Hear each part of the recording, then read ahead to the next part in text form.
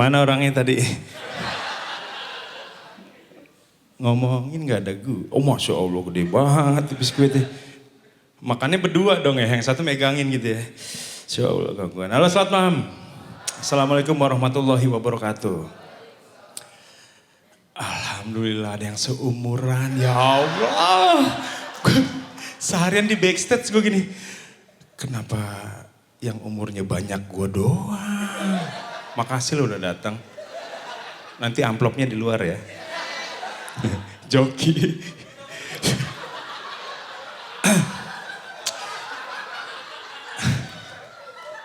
Iya ya, enggak. Bu, kita sepakat dulu ya. Kami ini bukan tua, ya Bu ya. Kami matang. Bentar lagi busuk. Ini buru-buru dibumbuin sebelum busuk kan. Masya Allah, makasih. Kongguan Serena keren banget, tepuk tangan dong. Masya Allah. Gitu, kalau penonton gratisan emang gitu, tepuk tangannya kenceng. Satu penonton dapat berapa kaleng pulang ntar? Hah? Enggak ya. Kongguan nih keren banget. Kita kalau dibilang, pas gue diajak diundang untuk acara Kongguan, gue langsung memori gue jauh ke belakang, nginget masa gue kecil. Gue pernah kecil, nggak ujuk-ujuk segini, enggak. Gitu ya. Terus nah ini yang bingungin, dikasih, Bang nanti wardrobe-nya temanya karena acaranya komedi klasik. Ini nanti klasik ya. Maksudnya ininya wardrobe-nya. Pas perform klasik. Oke. Muka gue kurang klasik ya. Soalnya pas tadi gue mantes-mantes gitu. Bajunya minder sama muka gue. Ini Kongguan jadi gini. Kongguan ini waktu dari gue kecil udah ada dia. Jadi pas gue lahir udah ada di meja. Enggak gini, jadi gini. Anjing jilatnya gitu banget sih gue. Enggak maksudnya gini. Kongguan ini buat keluarga gue itu adalah salah satu barang mewah. Dia nongolnya setahun sekali. Kayak pilkada. Pilkada mau 5 tahun ya, enggak. Setahun sekali, jadi gini. Tiap kali gue ngeliat di meja di rumah gue ada Kongguan. Berarti itu momen itu spesial banget kayak lebaran gitu kan. Ini dia jadi pemersatu keluarga biasanya Kongguan. Jadi begitu kaleng Kongguan dikeluarin, itu semua anggota keluarga ngumpul. Tau gak ngapain? Mau rebutan wafer. Ya nih ya kan? Insya Allah. Gila lu. Gue sampai sekarang gak ngerti kenapa ini jadi bahan rebutan. Dan diduga ini juga selain pemersatu keluarga, ini jadi biang kerok pemecah keluarga.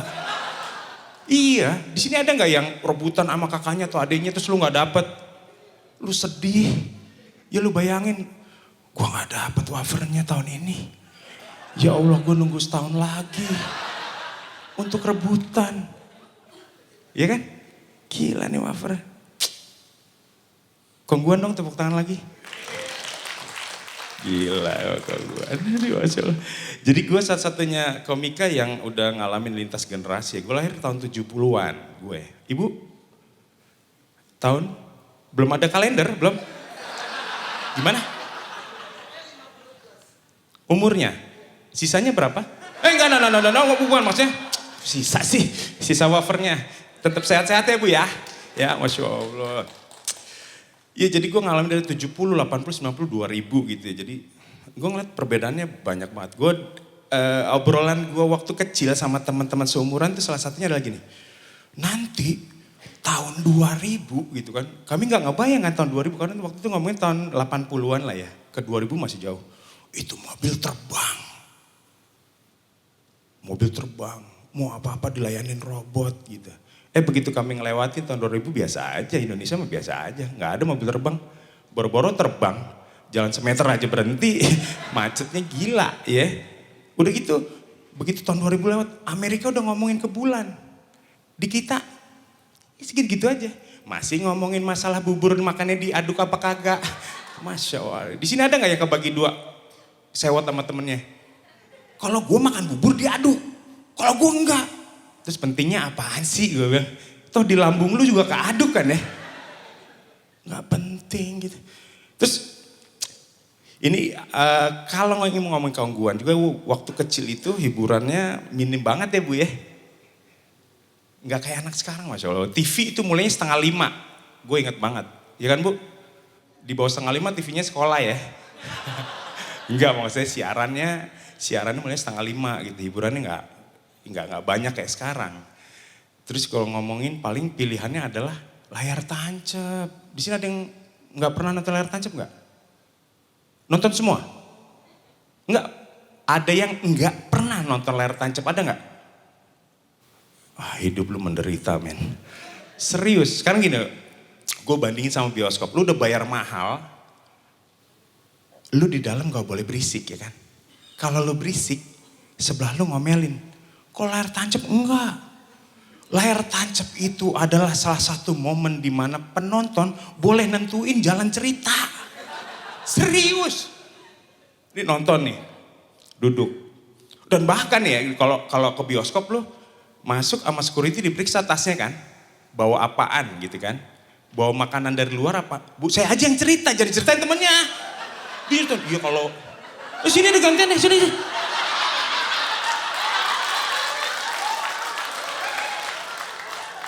Dia yang cerita. Materi saya dibocorin sama siapa? Oh iya joki ya. Teramplopnya di luar. Iya jadi kalau bioskop itu kan lu masuk bioskop, hal pertama yang dilakukan adalah security meriksa kan. Lu bawa apa gitu kan. Bawa makanan diambil, minuman diambil. Padahal kita beli tiket. Kok di layar tancap enggak. Lu bebas bawa apa aja pas nonton. Kecuali meja makan ya, jangan ngalingin. Jajanan banyak, ada ketoprak, ada tahu kuning. Wah itu yang jualannya legend banget. Nggak butuh sodet buat balikin tahunya. Serius, panas-panas itu. Wah.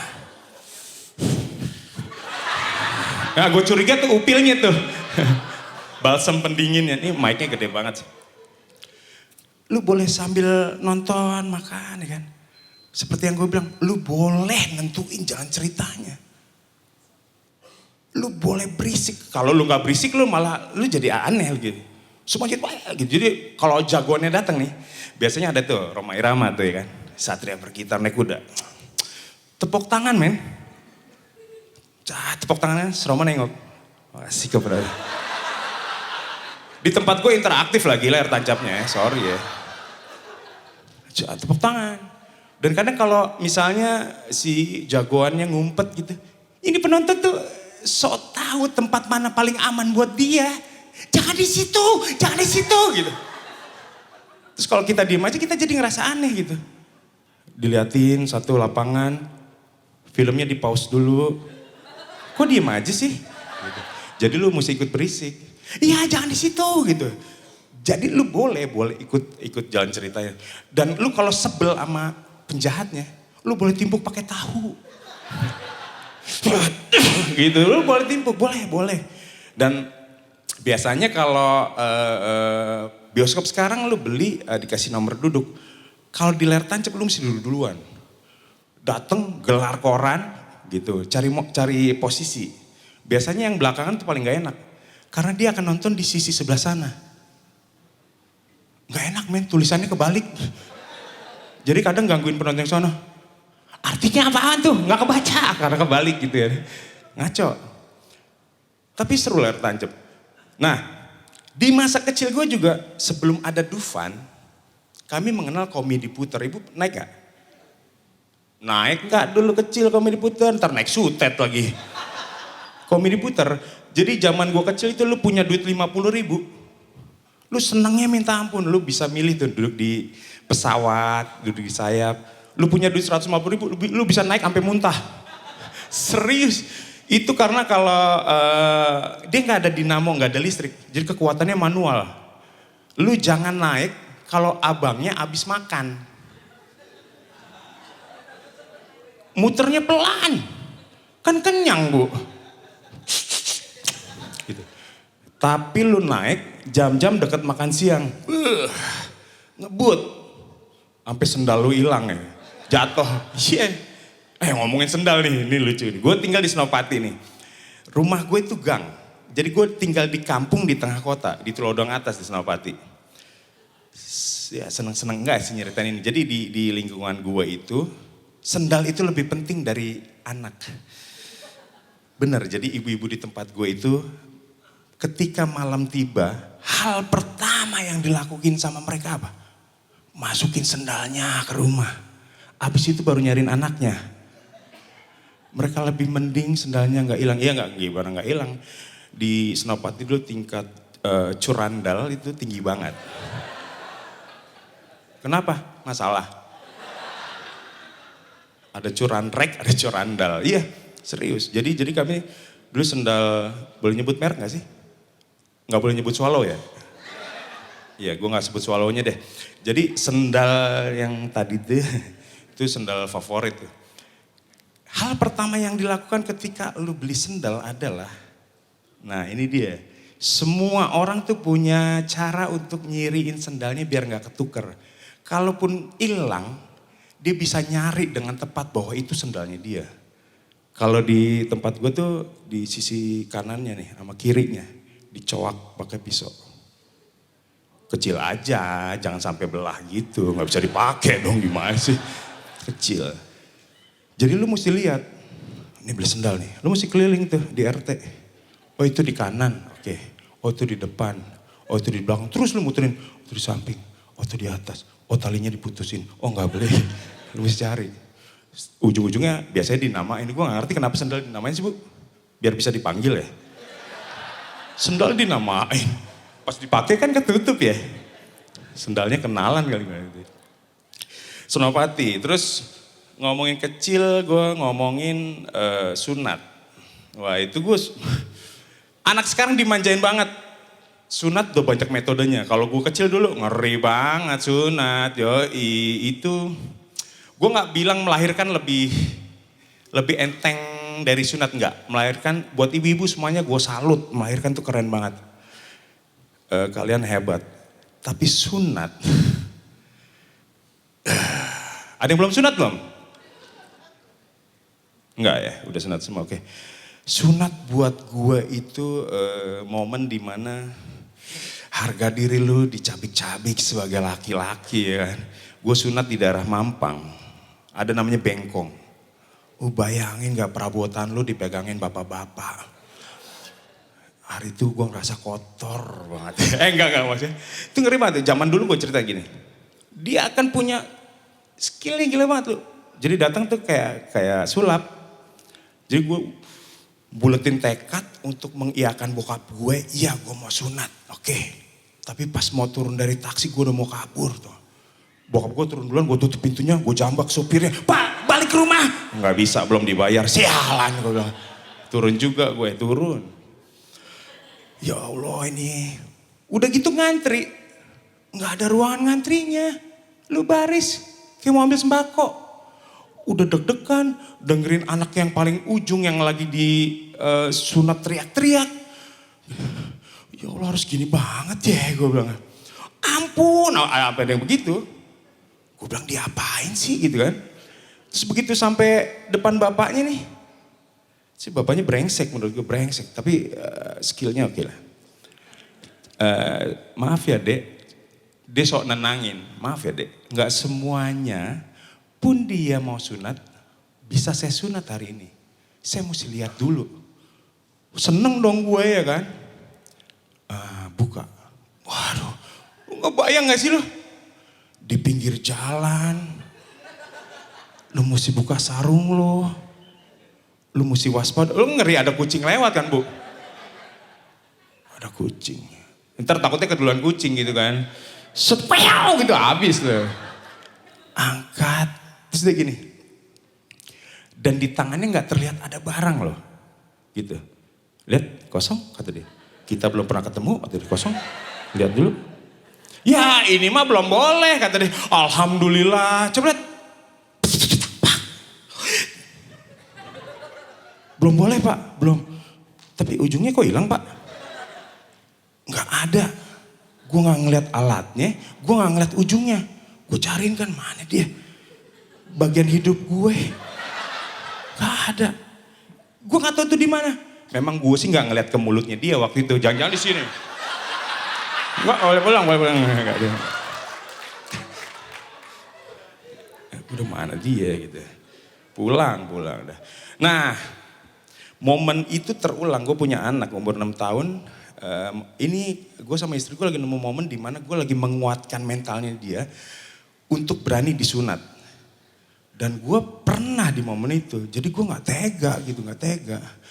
Ya Allah, Dek, sunat ya, biar lebih sehat. Gitu. Cuma gue nerangin harusnya gimana ketika tanya, sakit nggak? Gue nggak boleh bohong dong kan, ya kan? Sakit nggak ya? Gue bilang, aduh gimana? Dan brengseknya gini. Waktu gue kecil, sunat itu jadi momok buat yang belum. Buat yang udah tuh jadi kayak iblis gitu. Kayak nyebelin apa tuh gak? Nih yang udah nih, terus ketemu yang belum sunat. Belum sunat ya? Nanti lo kalau disunat gitu pakai muka gitu. Kita kan yang belum ya, aduh pakai kampak. Sakit gitu kan. Terus yang satu yang sambilan, enggak bohong. Itu sakitnya kayak digigit semut. Iya, semut satu sarang. Kesel. Tapi sesudah gue disunat, gue jadi bagian dari mereka. Secara gak sadar gue sedih gue. Gini, di jalan sama yang belum sunat. Dia mau sunat tuh katanya. Ya, terus ada satu yang belum sunat. Dia belum sunat ya. Nanti, dan kalimatnya sama. Pakai kampak. Aduh ya Allah jahat banget. Kalau sekarang nih enak nih. Nah gue lagi nguatin mental anak gue untuk oke. Anak gue sampai gitu dia browsing di YouTube. Sampai aku gak mau sunat. Rama, dia manggil gue Rama anak gue. Manggil ibunya Sinta. Nah. Rama sama Biung nih, istri gue Biung. Itu ada tuh, halo Biung. Halo. Bukan kamu. Kamu Rahwana angkat. Ini sunat tuh biar lebih sehat gitu kan. Terus gue bingung nerangin gimana, gak sakit gimana, metodenya banyak. Sekarang keren loh sunat, bisa sehari langsung pakai celana ya kan. Ada lu mau potong yang konvensional, ada yang pakai laser disc, saya pakai laser disc ya. Enggak, kayak laser. Gue bingung gimana ya. Di Lala, di Lotte, ada gerai sunat dalam Lotte. Gila nih zaman teknologi maju banget ya. Cuma kan itu ngeri banget ya. Anak yang belum sunat tuh lewat situ kayak, lu gimana sih gini belum sunat tapi ngeliat gerai gini. Ya Allah sunat gitu. Kenapa harus di mall? Kenapa gue bilang. Lu ngebayang gak sih ada orang dari rumah belum sunat, mau ke mall, mau beli mainan, mau mobilan gitu. Aku mau beli mobilan ya. Tempat sunat nih, masuk ah. Sekolah udah sunat, aku udah sunat. Kan aneh ya. Untung dia gak naruh SPG loh di depannya. Mari kakak, sunatnya kakak. Sunat satu gratis satu kakak, silakan kakak. Bisa lepas tangan kakak. Enggak, aduh. Aneh banget. Sunat. Ya Allah, alhamdulillah nih kongguan ya. Jadi gini, gue jadi komika yang paling tua. Kesebut juga ya. Matang. Ya Bu ya, matang ya. Aman, amplop double. Alhamdulillah gue di posisi karir sekarang dulu nyari job tuh di awal-awal kami stand up tuh sulitnya minta ampun karena orang gak ngerti kan stand up tuh apaan sih lo ngomong cuap-cuap gitu. Nyari job film susah banget. Sampai apapun tuh terutama gue pribadi semua peran gue ambil. Film pertama gue itu judulnya Make Money. Iyalah kalian gak tahu. Penontonnya cuma 5.000. Itu pun udah dibuletin ke atas. Paling 4.000 berapa. Itu paling keluarga kru kali yang nonton. Sedih sampai dulu banyak telepon itu jadi kayak barang yang lu gak boleh lepas dari handphone. Berharap ada dering job nyamperin gitu dulu di awal-awal. Sering sih telepon gue bunyi ketika diangkat. IO tapi nyari komik lain lewat gue. Sedih gak lu? Halo dengan Bang Arif Didu. Oh iya Masya Allah. Bang Didu tanggal segini kosong gak? Oh kosong oke. Bisa minta nomor telepon terus nyebut komik lain. Terus gue kasih oke. Saya enggak, oh enggak kita butuh si A gitu. Jadi lewat gue terus. Bayangin gak perasaan gue tuh kayak tukang tahu di pasar. Kami jualan rame-rame gitu dengan meja berjajaran. Tukang tahu sebelah gue lagi pergi, ada ibu-ibu datang. Bang, tukang tahu ini kemana? Lagi pergi bu. Kenapa? Sementara gue jual tahu juga kan. Tukangnya lagi pergi. Enggak, saya mau beli tahu. Ini kan tahu juga bu. Ya Allah, luluran gitu sebel banget. Aduh ya Allah. Tapi sekarang enggak, gue udah bisa nolak job. Asik. Maunya gue sekarang nyari, sombong banget gue. Gue Arif Didu, terima kasih, selamat malam.